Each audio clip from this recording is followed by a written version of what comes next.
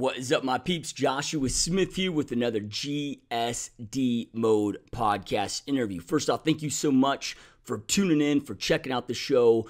Your support is massively appreciated. The only reason that this show exists is because of all of your amazing support. So we truly appreciate your support. I truly appreciate your support. Make sure that you're sharing the show with as many people that you feel would benefit from the show. The goal is to always grow this show and go out there and have a big impact. Real quick though, before we jump into today's podcast, I want to plug our sponsors that make all of this possible. Our first sponsor is my personal 90-day mastery bootcamp. This is my real estate agent mentorship training program.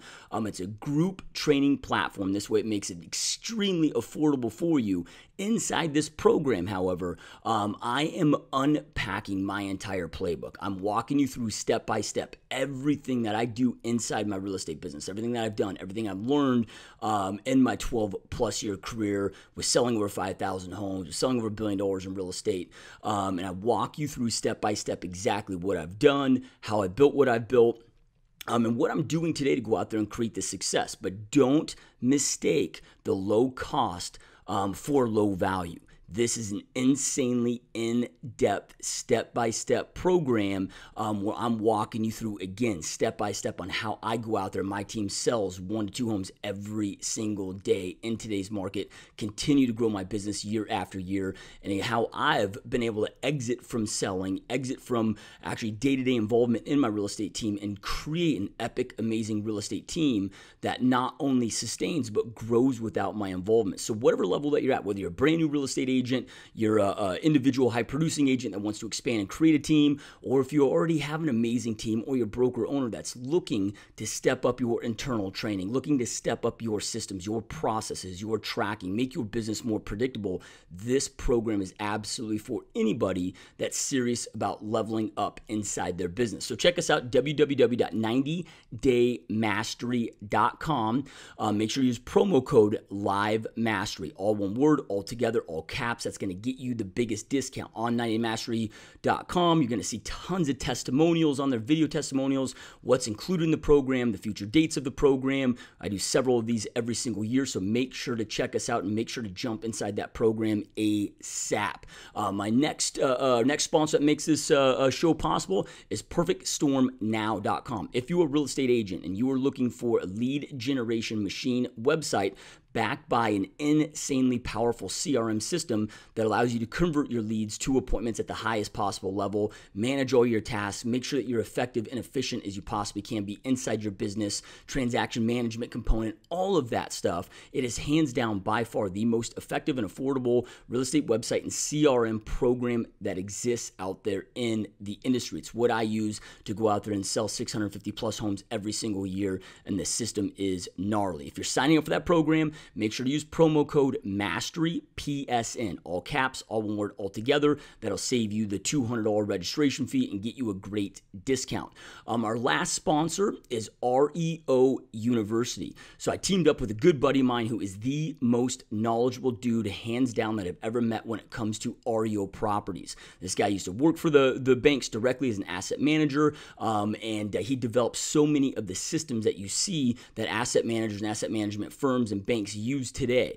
This guy sold over 11,000 properties, foreclosure properties, as an asset manager. And he and I teamed up with my experience of working with over 35 banks in my career, selling thousands of REOs, plus his experience. We've created just an insane program. Again, REO University, the website is www.REO University. It's a one-time payment for $997, or you can split that up into 3 monthly payments. This is not a live boot camp like my 90-Day Mastery boot camp. This is something that you have access to instantaneously. We'll walk you through exactly how to go out there and get in with the banks.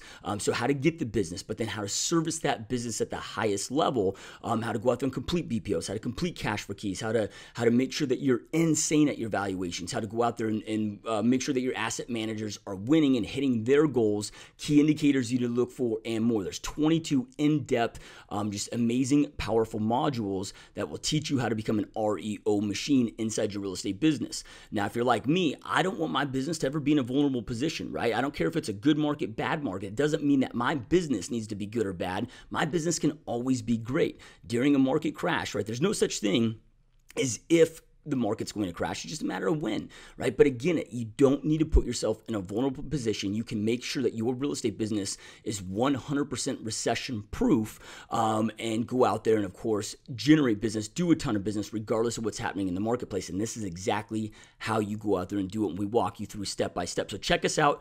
REOMasteryUniversity.com. You can learn more about the program, hopefully register for the program, jump on in. This price will not last long, right? We just created this product, rolled it out several months ago, and just getting in the hands of the consumer, and people are having a lot of amazing success. So again, check us out, REOMasteryUniversity.com. All right, again, you guys, thank you so much for watching this show. Thank you so much for tuning in. Make sure to share the show. Make sure to comment. Like us on YouTube. Leave some positive comments. We love hearing back from you guys, and love getting your feedback. Keep kicking ass, and let's jump on into today's interview.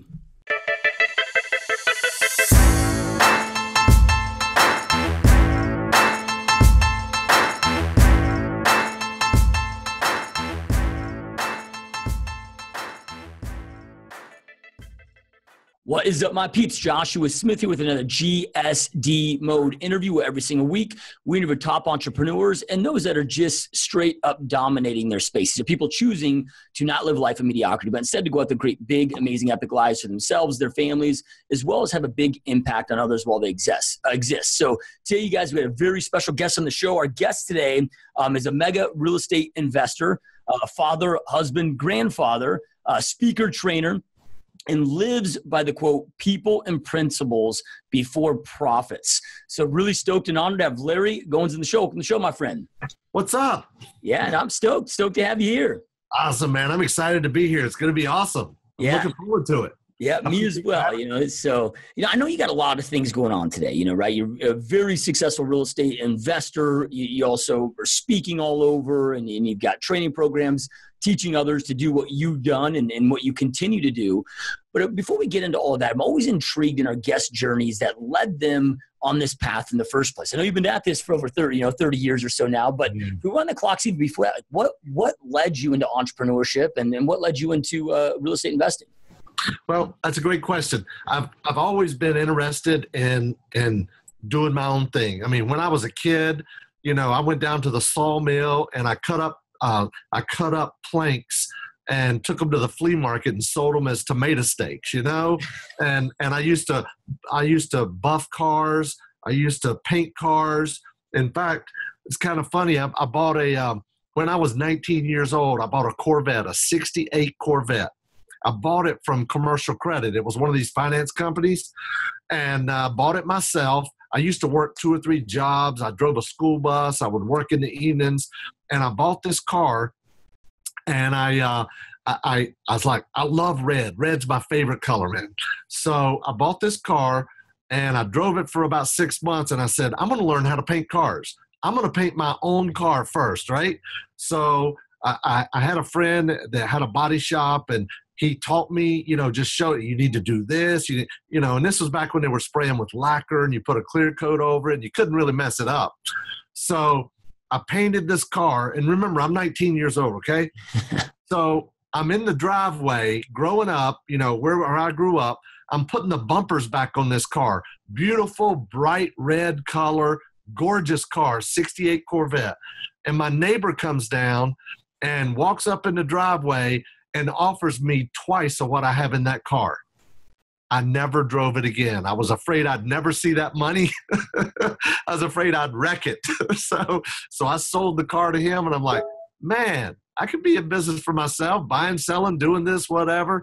But I love real estate. I went to a seminar years and years ago and got the bug for real estate. And 30 years later, man, I've done wholesaling, retailing, fix and flips, subject to short sales. I've used private money, hard money, cash partners, credit partners.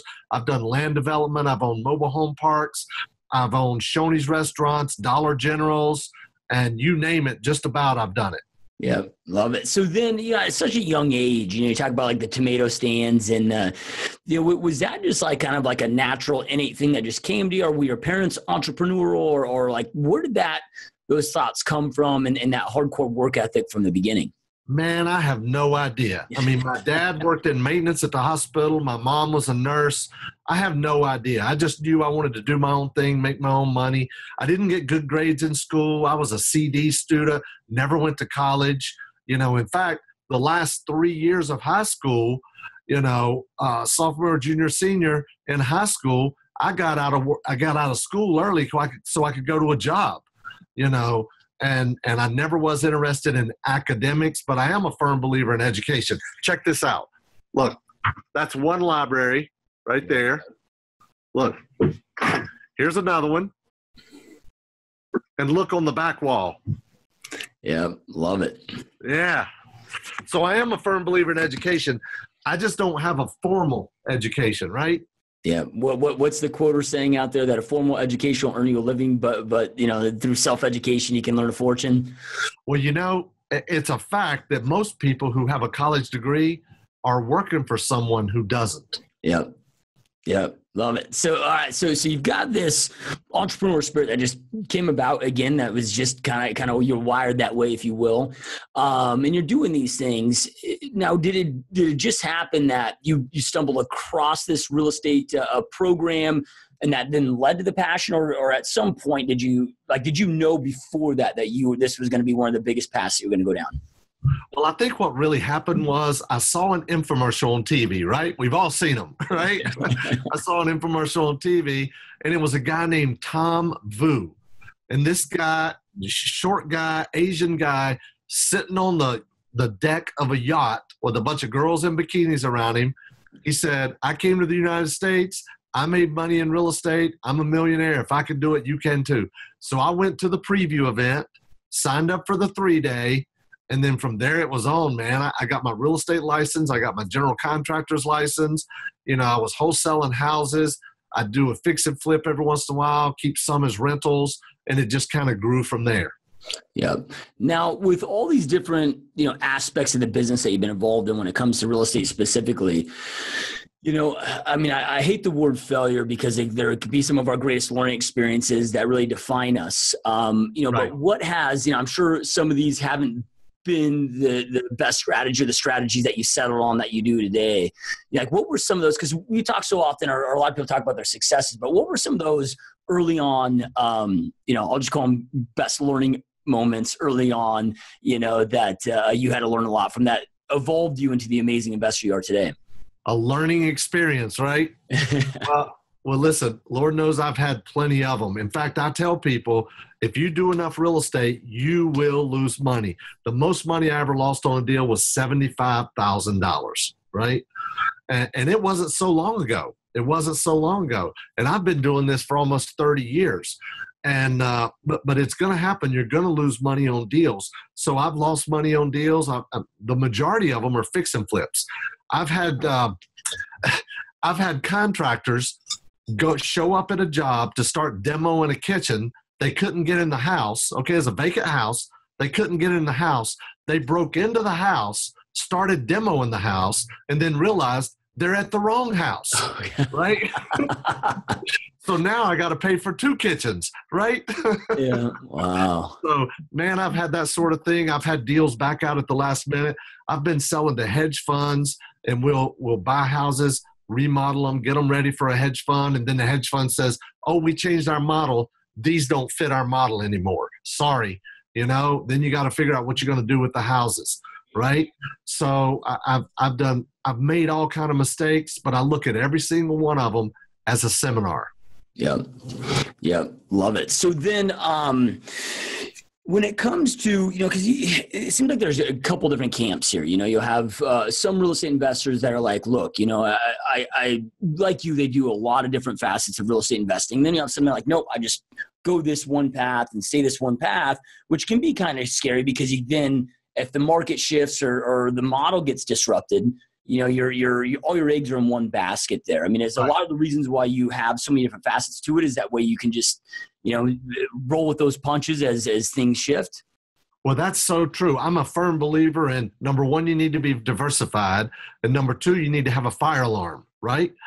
As if the market turns, what is your fire alarm? What are you going to be able to pull the handle on and be able to change directions and keep going and not lose momentum, right? It's very, very important. Like, I'm a HUD guy. I buy a lot of HUD houses. I still buy a lot of HUD houses. We got 2 offers accepted yesterday, right? So I still buy a lot of HUD houses. But the fact of the matter is, there's a lot fewer HUD houses than there used to be a few years ago. There used to be hundreds of them in just about every state. But in North and South Carolina, there's typically a little less than 100 in each state now, right? So you got to have that fire alarm. You got to either be doing pay-per-click advertising, direct mail, bandit signs, bird dogs, property locators, Craigslist ads, whatever it is, you got to have that fire alarm. You got to be able to diversify. Also, another thing that's very, very, very important, the more real estate you do, the more you realize, man, I hate short sales. I hate rehabbing. I hate tenants, right? So I don't do rehabs. I don't do short sales, and I don't do tenants. I have what's called homeowners in training. If I have a tenant, it's going to be a lease option, and they're going to be responsible for a lot of the repairs, and I'm not going to have to deal with tenants, trash, toilets, and termites, right? They're going to be responsible. That's why I call them homeowners in training. We're going to see how you do and see if you are eligible to become a homeowner, right? Yeah. So when you're doing that strategy, I mean, is that a lease purchase option and there's stipulations they need to meet, so you're still getting a little bit more than you typically would on the rent? So they got some skin in the game because maybe they're putting down a slight number of a down payment, and then you have maybe stipulations to become that homeowner training. I mean, am I grasping the strategy somewhat correctly? Yeah, exactly. I mean, I might pick up a house for $30,000 and I'll lease option it for $69,900 and I'll get $5,000 option money. Or maybe I might even sell it on a land contract, right? And they put $5,000 to $10,000 down. And then they're just making payments to me every single month. I could even use a third-party servicer if I do it on a land contract. If I do it on a lease option, we'll just set up an automatic draft and it'll just pull the money right out of their checking account every month. Yeah, love it. So then what is it about short sales? That's true. Is it just the length of time that it takes the banks to respond? I mean, I've not on your side on the investment side, but I'm a real estate agent. I have a team that's out here in Arizona. We've done thousands of these. And, our record has been 2 years from one property to the bank to approval. And I mean, is that the biggest stipulation there, or the biggest turnoff there of why you just shy away from them? Well, you hit the nail on the head. I always say a short sell is a long buy. Right? It takes a long time to buy a short sale property, but you can make a lot of money on a short sale. There's no reason not to do it if you like it. But whoever's watching this, needs to get to the point where I don't want to do this anymore. You either just bow out and don't do it at all and move in this direction, or hire somebody to do it for you. Either way. And I've elected I don't want to do short sales. I know you can make a lot of money on short sales, but there's other things that you can make just as much money that you enjoy doing. Yeah. So then when it comes to the HUD homes, I know that HUD today, it just seems like they're packaging most of their properties and just package sales to hedge funds before they hit the open market. And, when you're finding these deals, I mean, do you have other ways of getting HUD deals out of just waiting until they hit the market and going through an agent? Or how are you getting so many HUD homes? Well, it's a great question. HUD is a daily auction, okay? There's a couple of keys. You got to bid on everything every day, right? So I put in probably 200 plus bids a day, every single day, right? I got a VA in the Philippines. She's sitting in front of the computer. She's hammering out bids every day. It takes her about 2 hours to put in a couple hundred bids a day, right? So even though I bid on everything in North and South Carolina every day, most of the properties I get are in small town USA. They're not in the major MSAs. They're not in, and I'm in the Charlotte metropolitan statistical area. And Joshua, I have not bought a house in Charlotte in over 4 years, right? 4 years. right? It's not because I'm not bidding on those houses. It's just those bids don't get accepted. I'm buying in small town USA. Well, now some people say, hey, small town USA, you have a lot fewer buyers. Well, guess what? I only need one, right? Yeah. Well, and then, I mean, the price point needs to make sense too. And for the model. And it just seems like you get into some of these bigger metro areas where, the entry level price point's a few $100,000. It's tough to make the model work. That's exactly right. I'll give you an example. We got a bid accepted last week. The house was listed for $72,000. We picked it up for $39 and some change. We're wholesaling it for $49.9, right? Yeah. We got another one that was listed for $67,000. We picked it up for $40,000, right? We're wholesaling it for, I think, $49 or $55 or something like that. But some of them we'll keep to do lease option or land contracts, and then some of them we just wholesale the property, and we try to buy them and sell them the same day. Pick it up and just day trade it. Buy it at 10 o'clock, sell it at 10:30, for example. Yeah. Now, what percentage of your business would you say is wholesale today compared to, the lease option? Good question. The vast majority is wholesaling, and the reason is because on the land contract and lease option deals, I'm doing those in retirement accounts like a HSA, an ESA, health savings account, education savings account, 401k, and my wife and my IRA. Outside of the IRA or retirement accounts or HSAs, I'm wholesaling, right, to generate cash. Yeah. Well, it seems like, a lot of investors get their start, in wholesaling, and not just get their start, stay there, but it's such I think so many people, I think I told you this before we hit the record button, so many of our listeners are real estate agents. As a real estate agent, I think your dream, for at least most that I know, is to become an investor so you can be your own client.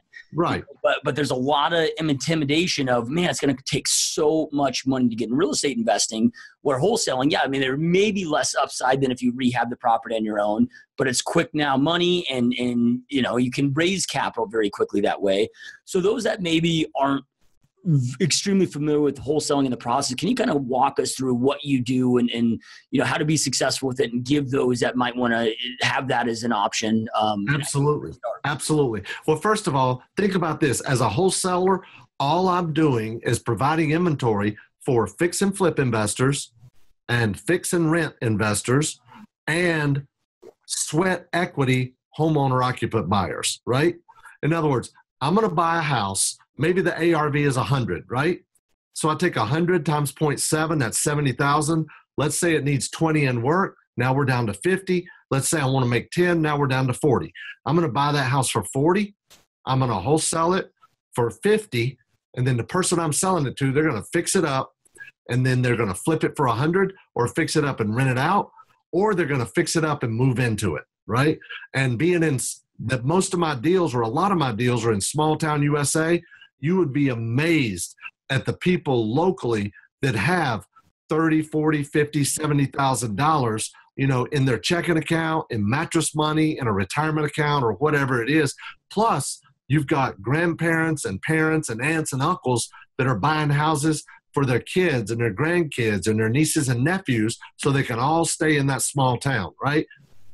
Yeah. So then, you talked earlier about, having the fire alarm, right? Like the hope for the best, but always plan for the worst. Right. And a perfect situation, as you talked about earlier, hey, we're selling this paper the same day or whatever it may be. But like, what is the fire alarm there? If you get stuck with it, then does that then transition into the seller carry? Exactly. You can do that. Now, my model is I always want to buy a house that first of all, let me back up. You have to think from your buyer's perspective. Not only that, but if you're selling to fix and flip investors, you've got to think from your buyer's perspective, the end user's perspective, right? So if I'm looking at a house, bidding on a house that has what's called functional obsolescence, like you got to walk through a bedroom to get to another bedroom, or you got to walk through a kitchen to get to the bathroom, right? That's functional obsolescence. It's not laid out right? Or if you're looking at houses that have major foundation issues or moisture problems or whatever, your buyer or your buyer's buyer is going to have a problem with that. So I try to buy houses that are decent houses in decent areas, and that need not major rehabs, right? I don't want to buy a house that the rehab cost as much or more than they're paying for the house. Yeah. In fact, lenders don't want to lend, especially hard money lenders. Lenders don't want to lend on a property that it needs more work than they're paying for the house, right? So having said that, if I follow all that criteria, if worst came to worst, if I bought that house at 40 and I couldn't wholesale it for 50, I could turn around and put it on the market for 69.9 with owner financing, get 5 or 10 down, and then I'm gonna have the monthly payments coming in. And then if I wanted to, I could sell it to a turnkey investor, passive investor, or I could sell the note if I did a land contract. So there's always a plan B. Yeah, love it. So then, you talked about, okay, you live in North Carolina, but you're buying these properties all over, right? So and a lot of times when you're bidding at the auctions, you're not able to go in and pre-inspect these properties, walk inside to see some of the things that you talked about. Like, how do you protect yourself, especially when they're out-of-state properties that you're buying, to make sure that they meet those criteria? Right. Well, first of all, just to clarify, I have bought deals in 12 different states, right from my office here in Lake Wiley. But I focus on the Carolinas. Now, there's two ways to do this, to do real estate. You can go deep or you can go wide.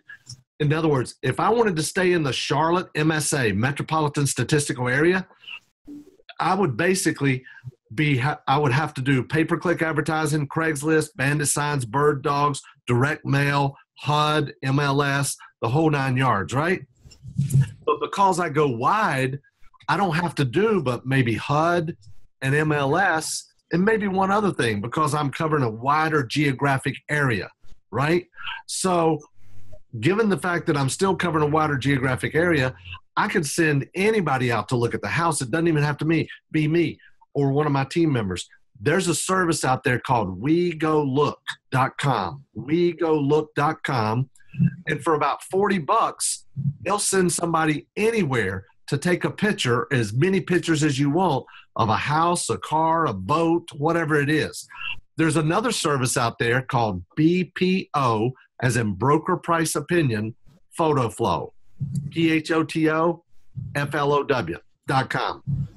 Now, BPO photo flow, for $25, they'll send somebody out to the house. They can get in the house and they'll take 40 or 50 pictures.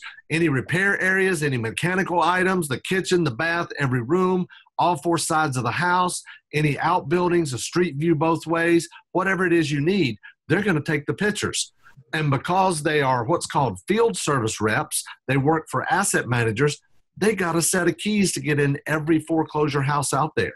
Yeah. So for $25, they'll go anywhere. And they got people all around the country. Now, I got to thinking, because I'm very inquisitive.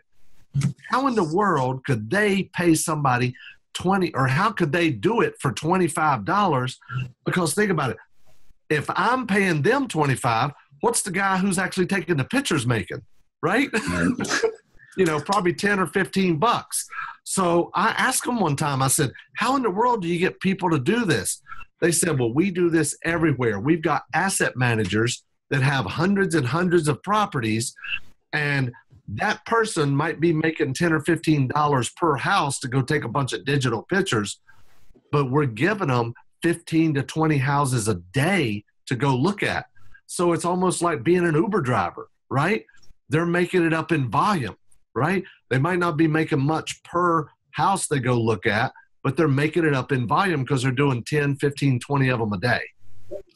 Yeah, love it. So then it seems like a lot of people, and this seems to hold true to every business that exists out there, but it seems like it takes a lot more action and effort to go out there and get the deal or like as a real estate agent, people are like, oh, it must be so nice to make that commissions. I'm like, yeah, but you don't realize it took maybe 6 months to land that client. Right. Like selling the house is the easy part, right? So what kind of effort, just to give those that are watching or listening an idea of how much effort does it go to equate to one deal? Because somebody might be like, man, I wrote on 10 different properties, didn't get one. Like, this game just isn't for me. Like, to give people a true reference or an idea of the amount of action it takes to get to a deal. Well, great question, because it depends on the source. Like for HUD, you know, we're bidding on about 200 properties every single day, right? And we might get 2 or 3 or sometimes 4 or 5 a week, right? But we're bidding 200 a day, right? So that's 1,000 offers a week right there, right? So that's a lot of bids, right? Now with MLS, we might have to make 40 or 50 bids, offers on properties to buy a property. Now, if it's direct to seller,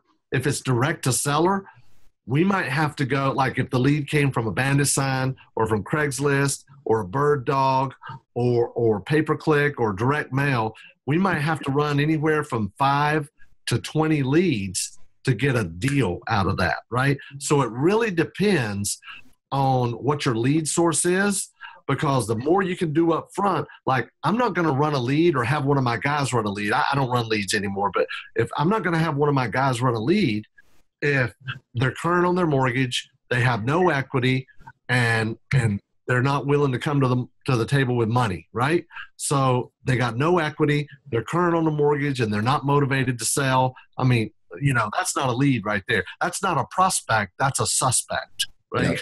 Yeah.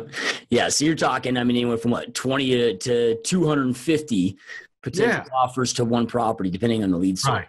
And if it's HUD, it might be 1,000 offers, you know, to get, you know, depending, because some weeks we might only get one. Yeah. And I'm sure it kind of, I mean, do you find it fluctuates like most areas in the country right now, at least when we're recording this podcast, or inventory is really tight, is markets are appreciating, it's a seller's market. So I got to imagine it's more effort in a market like this compared to, you know, the reverse of a buyer's market. It is. And that's why we, like with HUD stuff, we look for, number one, mispriced properties. Maybe it was listed as a 2-bedroom, but it's really a 3. Maybe it was listed as a 1-bath. Maybe it's a 2. Maybe it was listed as 900 square feet, but it's really 1,900 square feet. The uninsured properties, they'll drop them a lot more. I mean, we're buying HUD houses at 50, 40, even 30% of list price right now in today's market. We got one not too long ago. We paid $26,600 for it. It was listed for $76,000. That's 35% of list price. And I know HUD messed up on this because it was only on the market 17 days. Somebody clicked the wrong button and they accepted my bid. And I told my people in the office, I said, this is a mistake. HUD never meant to do this. Whatever you do, make sure you get the paperwork and the deposit in ASAP so they have no reason to back out of this deal. Right? Yeah. I love it. So it sounds like you've had a lot of success with, because, you know, you delegate a lot of these tasks out, which is amazing about it, because a lot of these things, you know, you're not personally sitting there writing 250 offers a day, right? And you know, I get asked this question a lot from those that are trying to go out there and delegate through virtual assistants and other things. Can you maybe elaborate on some of the things that you've done to have success with virtual assistants? Oh, yeah. Well, I've got a VA right now that analyzes deals, right? And got a VA that puts in the HUD bids. She's just sitting in front of the computer putting in bids, and she's very, very good at it. She's been with me about 5 years now, I think. And I've had VAs handle my closings in the past. I've had VAs, they can take calls, they can make calls, they can make offers, they can analyze deals, they can, you know, they can recruit and train other virtual assistants, right? There are centers in like Pakistan and the Philippines where a VA can go and they can spend about $100 a month, and they can go into a big office, 10-story building, and it's like a cubicle farm, right? And they go in there, they've got a computer, they've got internet, they've got a phone, and for like $100 a month, they got a place to go in and work. And I've hired guys before. I had a guy that he would recruit, train, motivate, and manage, and he had about 4 cubicles around him of his team, right? Analyzing deals, putting in offers, bidding on properties, you know, marketing, Craigslist, building buyers list, you know, motivated seller list, all that stuff. So they're actually called BPO centers, business protocol outsourcing, I believe is what that's called, centers. And that's all they do. And they're everywhere. And like this one, I had this guy in Lahore, Pakistan, okay?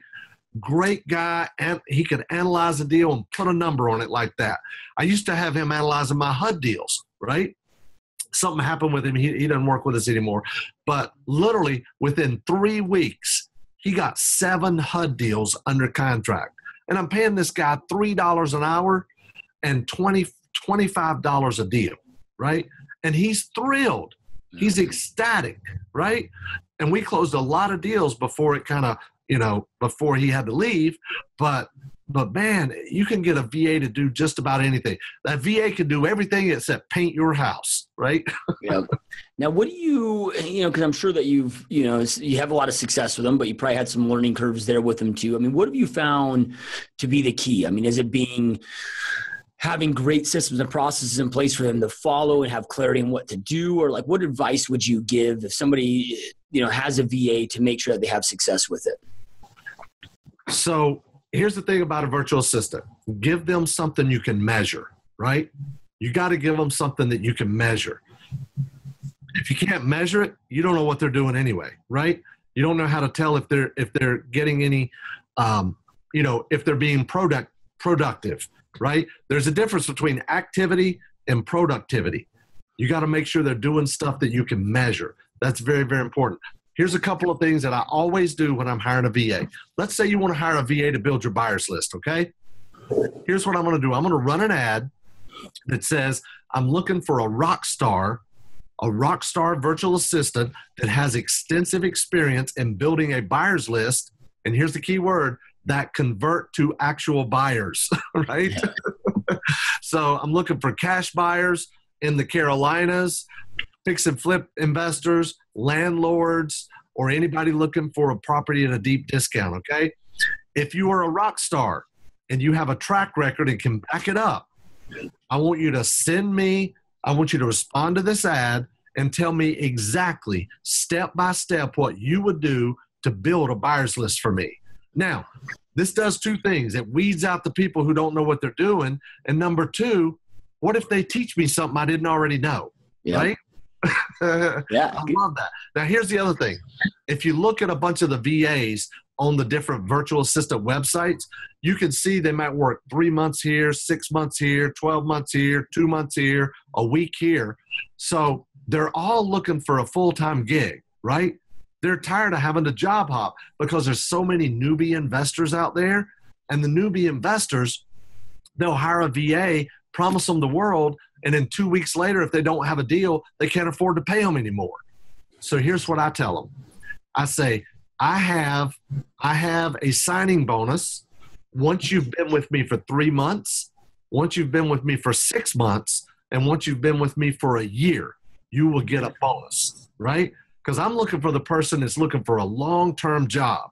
And I want that person to feel like they're a part of my team. When we have our team meetings, we Skype them in, just like they're sitting right here, just like we're doing, right? They're sitting in the meeting and they're talking about deals and we're talking about deals and they know what's going on. So they know what's going on right in our office whenever I have a virtual assistant that's on the team as part of the buying and selling process. They're in the meetings and they know exactly what's going on. So hire somebody that, number one, you know what they're doing, and give them bonuses and incentives, and tell them to tell you what they would do to perform the job. And that might just teach you something too. Yeah, no, I love it. And what's cool about those bonuses, as you said, these are people that $3 an hour might be life-changing for them, or you might be able to get like the equivalent to a Harvard grad for $5 or $8 an hour, right? So these bonuses, even if it's $500 or $1,000, I mean, that's a huge, huge chunk of money for a lot of them. That's exact. I've seen people who were certified public accountants or QuickBooks certified for like $4 an hour. Come on. Love it. So then now I know today, I mean, you're doing a lot of speaking, you're doing a lot of training and teaching others to do, what you've had so much success doing. Like, what led to that? Was it just, you just wanted to share, or was it out of a demand of people like, holy crap, I want to learn what you're doing? Or how did that all come about? Well, I grew up listening to rock and roll music. I love rock and roll music. I'm a big fan. I play guitar. I used to play in a band. I'll show you a couple things here. This was my band back in the 80s. Oh, yeah. Street Legal. Yep. But I play guitar. I actually built this guitar right here. Wow. I got a design patent on it. And this is a picture of me playing on stage with Lita Ford from the Runaways. Look, there's Gene Simmons. I don't know if you can see that. Yep. There's That's Gene awesome. Simmons holding my guitar. But I love rock and roll music. But when I got into real estate, I wasn't in front of people anymore. And I love being on stage. I love performing. So I think the speaking was really just a way for me to be able to be on stage and have fun. And at the same time, and since I wasn't playing in a rock and roll band anymore. Yeah, love it. So then, and correct me if I'm wrong, but you also, do some training too, correct? I do. We have a mentoring program, and I've written a few books, getting started in real estate day trading, HUD homes half off, how to buy HUD houses for pennies on the dollar, and also. I think we're giving away a copy of that today as well. But also, I've got home study courses about lease options and seller finance. I call that Filthy Riches, that model. And yeah, we have our Inner Circle program where people come here to my office and spend a few days to jumpstart their real estate business. I call it Hamburger U for real estate, right? Yeah. Yeah. Now, what I love about it is there's so many, quote unquote gurus that exist out there that, maybe had some success 20, 30 years ago, but, aren't in the game. And it's always so nice when you see somebody that's in the trenches themselves, that is a doer, right? Practicing what they're preaching. And it's insane in the world that we live in to see how rare that is today. Right. Listen, I'm active in the business. Let me show you something. I'm going to go out here. Hope you don't mind me walking around. Oh, yeah, it's awesome. I'm going out of my office. This is Dan right here. He sells all of our houses. What's up, guys? This is Troy. He's acquisition manager. What's up, Troy? Look at the deals right there. I got a truckload of money. This is Andrea. Andrea does all of our HUD deals.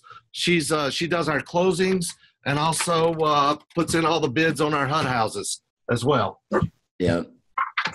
Love it. Yeah. So they're out there rocking and rolling right now. Yep. So what is, if somebody has, because I'm a huge believer in don't go out there and try to figure out this stuff on your own. I mean, it took you 30 years to learn the knowledge that you have now. And to me, I'm just huge on modeling. Find somebody out there that's doing what you've done, that's created the success you want to create. Don't reinvent the wheel and go out there. And I mean, it just shortens the learning path and so many of those mistakes and financial, hardships that we'll experience otherwise. So if those that are watching, listening are listening to this and want to learn more about you and some of those programs that you have, which sound amazing, where's the best place to do that, Larry? Well, probably the first way to get introduced to me is we created a special link for my HUD Homes Half Off book. And if people want to go to freehudbook.com/GSD and the number 1. That'll take them right to where they can get a free copy of my latest book, HUD Homes Half Off, and it'll show you how you can buy HUD houses for pennies on the dollar. Yeah, love it. And those that are watching us, we'll have a link of that right below so you can click on that, make it super easy on you, and go get your free copy right now. So we truly appreciate you doing that free gift. That's amazing. Awesome. So then, I know that you've got this quote that you live by: people and principles before profits. And, as entrepreneurs, I mean, business, unless you're running a nonprofit, for most businesses, though, they exist to go out there and make a profit. It's hard to stay in business, obviously, and go out there and create opportunities unless you're making that profit, which, it can be sometimes kind of a fine line for some to walk. I mean, can you kind of walk us through like what you've done, to ensure that you're not getting out of congruency inside your own business? That's a great point. Well, first of all, we do believe in people and principles before profits. When you do that, everyone profits. I wish I could say I wrote that. I didn't. I first heard it from Truett Cathy, who is the founder of Chick-fil-A. And Chick-fil-A is the only fast food restaurant that's closed on Sunday. That should tell you something right there.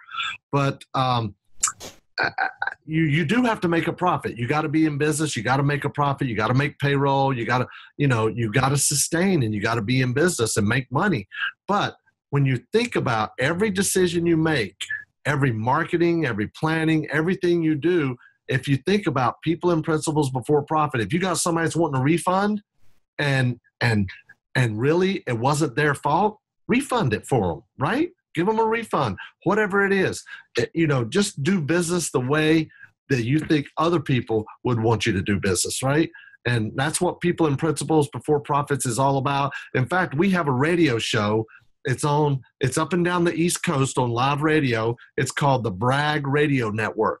And Brag stands for Be Rich and Generous. And we're all about teaching people how to go out and make a ton of money in real estate.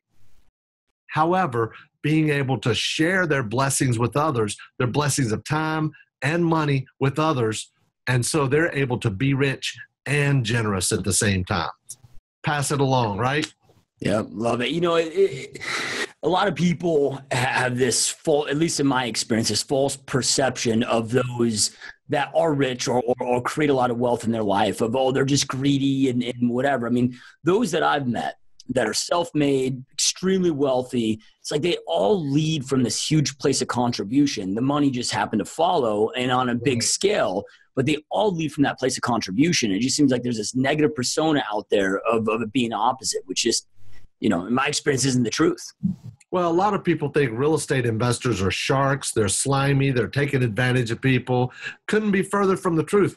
We're providing affordable housing to people that can't go to the bank and get a mortgage, right? Yeah. We're helping people, right? It's even, I've had many, many people tell me, Larry, I've been looking for a way to do real estate where I didn't feel like I was taking advantage of people, right? I even have a training program, Filthy Riches, that teaches how to go out and find affordable housing and help people and make a ton of money at the same time. And I love it, and people love it, and you're helping people, and that's creating a win-win situation for everybody. Now, do you ever find yourself, now that when you're speaking and with your mentorship and your training products, do you ever find yourself being more kind of pulled to one area than the other? I mean, do you see yourself in the future going more towards that route compared to doing investing yourself, or is it just both massive passions yourself that you see yourself always doing both of them?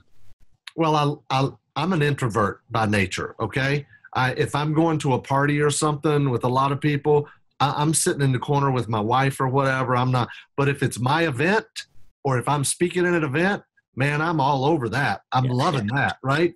I guess that's a part to do with the rock and roll, But so I'll always do the speaking and the training. But for me, my passion is real estate. I love real estate. I love sharing it with people. I love seeing the aha moments, right? I mean, I've been doing this long enough. I've got hundreds and hundreds and hundreds of testimonials. I don't know if this light's on in here, but look, this is my training room right here. See those pictures? Yep. Over there's more. Over there's more. Over there's more. There's more. I've got hundreds and hundreds. Each one of those is a framed picture testimonial, right? And it might say something like there's one up there we just hung up. It's like after 3 weeks after meeting they closed the deal and made $20,000. They're holding the check, right? So, man, I love that. Yeah. It's a lot of fun. I love seeing the light bulbs go off. I love seeing the people when they get it and then they go out and do their first deal and they're just thrilled. They're thrilled. And some people even, this is kind of funny, but some people, they have the negative relative, the negative naysayer, right? You know who they are, right? So, in fact, if you're listening to this, you might have a negative naysayer as well. Oh, you're never going to do this. You're never going to make any money. I had a student a while back. Now, sometimes it's the husband, sometimes it's the wife or boyfriend, girlfriend, whatever, right? But in this case, the guy was wanting to do real estate and the wife was like, you trying that? You've tried multi-level marketing after multi-level marketing after this. You're never going to do anything. So I remember when he called me up, I helped him. I walked him through this deal. He called me up. He's like, Larry, I just came from the closing. I got a check for $18,000. I'm like, man, that's awesome. What did your wife say? He said, You think I'm going to tell her about this check? Yeah, love it. Oh, but typically, most of the time, people are going to tell their spouse, but that's what shuts up the naysayer is a check, right? Yeah. That'll do it. That'll shut up the naysayer. If they say, you could never do this, you could never do this, but wait till you bring home a check, and that negative relative is going to say, look what we have done. Right? Yeah. Yeah, love it. Yeah, what are they saying? I know naysayers with families, we're not necessarily seeking revenge, but success is the greatest revenge that exists, right? There you go. That's it. So, you're a guy that has had a lot of success in business, but also a lot of success in your personal life with your family. And, we find so many that get so deep into entrepreneurship, their health goes, their marriages go, they don't have those relationships with their kids. And like, how do you, because I got to imagine you're very intentional with your focus and in your schedule and your priorities. How do you manage all? Because you got all these businesses, all these employees, plus, I don't want to say that's not truly important, but also your family. Like, how do you stay so focused and intentional to make sure that you're not, accidentally letting something that's truly important to you slip? Well, I'm a firm believer in being intentional about things. And listen, if I got to be totally transparent with you. That's something that I personally am working on. And it's tough because I love business. I love the thrill of it. I like being in that office environment that I showed you out there. I sit out there in the middle with them all the time. This is my office, but I'm never in here, right? I'm never in here. I'm sitting out there all the time with everybody. And I love that, right? I love the buzz. I love everything going on. So that's something that I personally am working on. And I've got a mentor with that. I'm in a mastermind about, creating more of a lifestyle than it is about business. It's about being able to let go. And I came to the realization not too long ago that I have a personal paradigm that I have to change. I have always felt my whole life that I got to outwork everybody around me, right? I got to do it. I got to outwork you. I got to outwork everybody around me. Or maybe people will think I'm lazy or something. I don't know what it is, but I've got to change that paradigm, and I'm working on it.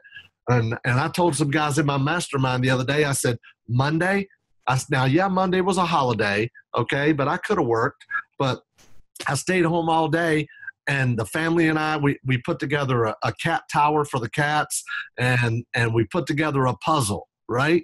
I'm like, man, this feels so weird, but I love it. I'm glad I got to spend time with my family and just hang out. So that's something I'm learning about, but it's going to get better for me. But if I told you that, man, I just only come in the office one day a week and, I'm able to spend 90% of my time with my family and we travel all the time. If I told you that wouldn't be truthful. And that's not who I am. But I am working on it, and I got to take baby steps, right? Yep. Yeah. Well, and the cool thing is, a lot of people get too proud or let their egos get in the way where they won't go out there and seek, the help and the mentorship that they need. And right. Sounds to me like you're a guy that, hey, I identify a problem and I'm going to go out there and get the help that I need to solve this problem. Yeah. Well, I was telling some of my friends in the mastermind what I'm doing on a daily basis. They're like, oh man, you're making me tired just hearing it, So I've got to give up a few of the things that I'm doing, and I've already started giving up a lot of it. But, listen, whatever it is that you have a challenge with, I don't care if it's real estate, if it's time management, if it's life management, if it's spiritual, if it's emotional, whatever, there's a coach or a mentor out there that has been there, that knows what to do and how to help you, right? Yep. So what have you done then? Because again, especially today, because you scroll through your Facebook news feed, and when you're going through here, like I could scroll through for 5 minutes and probably see 10 quote unquote mentors and gurus and coaches. How have you had, or what are some things that you've done to have success in finding, the right mentor that can truly help you? Well, I think it's very simple. You want to find somebody that is where you want to be, right? That's where you want to be, whether it be financially or spiritually or emotionally or, time-wise or whatever. Find somebody that is the type of person or where you want to be, and then get as close to them as you can, even if you have to buy your way in, right? And I've done that many times. I've seen people, that, oh man, they have that. They have that, and I got to get close to them, even if I got to buy my way in. And I got to tell you, I have never been to college, don't have a college degree, was a C and D student in high school, but I spend over $50,000 a year on my own education, even still today at my current age, right? I still spend over $50,000 a year. I mean, I spent $8,000 last week to go to a 3-day thing. $8,000 for one 3-day thing? Come on. Who does that, right? But I'm always trying to get better. I don't want somebody to see me and say, wow, 20 years ago, Larry was really good. But you ought to see him now. He's phenomenal. This guy knows more about X, Y, and Z than anybody I know, right? That's why I do it. Yeah, I would say that, and I don't know if it sounds like you would agree from what you're saying there, but the greatest ROI I think that anybody can really get is in that self-development, but you got to make sure you're hiring the right people, as you talked about, but the ROI you get on that it's like Jim Rohn said, right? Success isn't a doing process, it's a becoming process. You got to become the person that then can create that success you want to create. Jim Rohn is one of my favorite authors, right? Another one very similar to him is Stephen K. Scott. He reminds me a lot of Jim Rohn, so you should jot that name down, Stephen K. Scott. He wrote a book called Lessons from the Richest Man Who Ever Lived. It's a really good book. Even has a workbook you can buy. I bought it as well. So it's a really, really good book. And I listen to books all the time. I'm on Audible all the time. Every day I'm listening to Audible just about. In fact, my goal is to complete one book a week. That's my goal. Yeah. Awesome. So if the Larry today, knowing everything that you know now through this whole, 30-year, 3-decade journey that you've had, if Larry today could go back and talk to, the younger Larry 30 years ago when you first got started in here, so your current self could have a conversation with your earlier self and give yourself two pieces of advice. Right. That would have just fast forward your trajectory to success. What would those two pieces of advice look like, knowing what you know today? Well, I think really kind of in a roundabout way, we have covered it already. But I would say find somebody like, and trust and get as close to them as you can. And like you said, success leaves clues. I think I heard Tony Robbins first say that. Success leaves clues. See, the thing about having a coach or a mentor it gives you clarity. I mean, I do training, I do education, write books, have home study courses. We do 3-day events. And all that is good, but all that is education, right? And in fact, I've had a lot of people that call me and, like, Larry, why should I work with you? I've already got courses, I've got books, I've got this, and my standard response is, sounds to me like you have a whole lot of education, but where's the application? Where's the implementation? You don't have any of that, right? And if you find somebody like, and trust and get as close to them as you can, somebody who is going to not teach you how to swim, not stand on the sidelines and say, move your arms like this. No, somebody who's going to walk into the pool, stand beside you, and hold you up while you're swimming, right? That's what it does. Yep. Powerful stuff. So, I know you've covered so much amazing information already in this podcast, but those that are watching and listening, they're here because they want to go out there and create an amazing life for themselves and their families as well. Do you have any last words of advice or inspiration that you'd like to leave them with so they can do exactly that? Yeah, I think I do. A lot of people watch podcasts, they buy books, they buy seminars, or they go to seminars. Some people even sign up for a coaching or mentoring program. And the sad reality is the vast majority of people who read books, watch podcasts, go to seminars, and buy home study courses fail. The vast majority of them fail. The thing that sets the winners apart from the losers is the winners take action. They never, ever, ever give up. They never give up. When do they give up? Never. And they take action, and they take massive action. And now the books are great. My office library is full of them. I've got a library at home in my home office full of books, seminars. I'm going to events all the time and continuing to learn. But you've got to take action. You got to have the application and the implementation along with the education. And that's the most important part. Take action. Do something. Do something every single day that's going to move you closer to your goal. Yep, love it. Couldn't agree more. I know you've already name dropped a couple books or some books and some of your favorite authors. Well, do you have like anything you've read recently, let's say in the last 6 months or 12 months, that is really just kind of rocked your world that you recommend to the audience? Yeah, just about anything by Grant Cardone. If you're not first, you're last. The 10X Rule, those are great. Ultimate Sales Machine by Chet Holmes. That's a really good book. Never Split the Difference. That's also a great book. Rhinoceros Success, that's required reading for our team. I mentioned earlier the richest lessons from the richest man who ever lived. Just about anything by Trump is really good. I mean, I got a ton of stuff. Delivering Happiness by Tony Hsieh, the CEO of Zappos. And I got a ton of stuff. Just The Pumpkin Plan, Profit First, just a ton of books. I've got when I have my 3-day events, I have 3 slides that have about 20 books each on it that I show people. I said, this is your required reading right here. And you know what? I shame people at my events. I probably shouldn't do this, but I'll tell people, hey, I use Audible. Here's what it sounds like. You can speed it up and listen to it at 1.5 or 2 times speed. And I speed it up and I say, here's a bunch of books right here.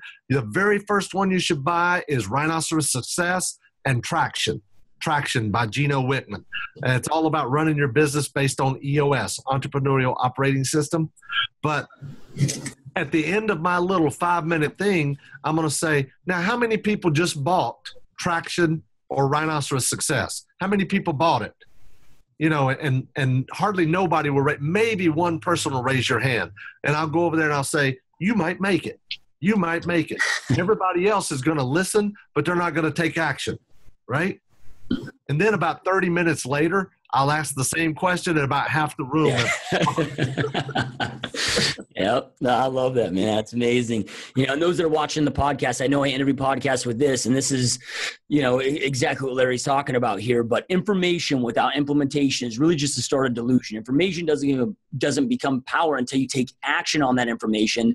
That's right. Creates the power in your life for you to create the life that you know you want and deserve. And Larry shared so many amazing pieces of advice with you guys today.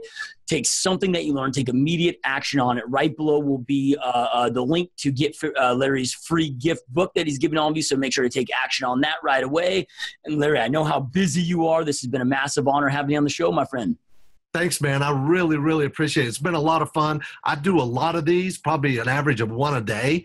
And this one, man, this has been a lot of fun. I'm not just talking about doing deals and stuff. This is awesome, man. I appreciate it.